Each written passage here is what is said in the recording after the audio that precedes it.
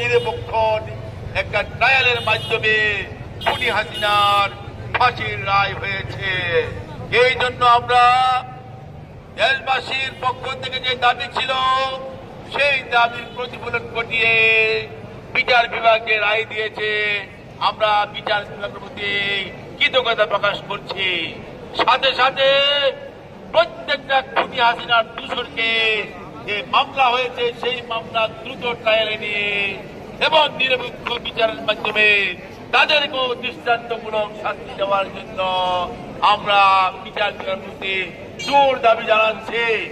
আর আপনারা যারা আমরা মনে করেছিলাম যে আইনজীবী হিসাবে উঠে এসে আপনারা আইন পেশা করবেন, যদি এখানে স্বৈরাচারের দূষণ হিসাবে স্বৈরাচারের পক্ষে কাজ করেন এবং যদি ফেসবুকে আমরা দেখি, আমি সবাইকে অনুরোধ করবো, সবাইকে নির্দেশনা দিব, তাদেরকে চিহ্নিত করে তাদেরকে বিরুদ্ধে সর্বাত্মক প্রতিরোধ ব্যবস্থা গ্রহণ করা হবে ইনশাআল্লাহ।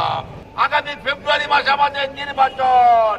ইতিমধ্যে দেশ নায়ক তারেক রহমান, দেশ নেত্রী বেগম খালেদা জিয়া যাতে আলোচনা ক্রমে নমিনেশন দিয়েছেন, সেই নমিনেশনের পক্ষে ধানের শীষের পক্ষে আমরা এগিয়ে যাব এবং স্বৈরাচারের দূষণের পক্ষে এই দ্রব্যগুলো স্বৈরাচার যদি ইলেকশনকে বানচাল করতে চান তাদেরকেও প্রতিরোধ করে ইনশাআল্লাহ আগামী নির্বাচনে দেশ নায়ক তারেক রহমানের নেতৃত্বে বিএনপি ক্ষমতা এসে সরকার গঠন করে বাকি স্বৈরাচারের বিচার করবে।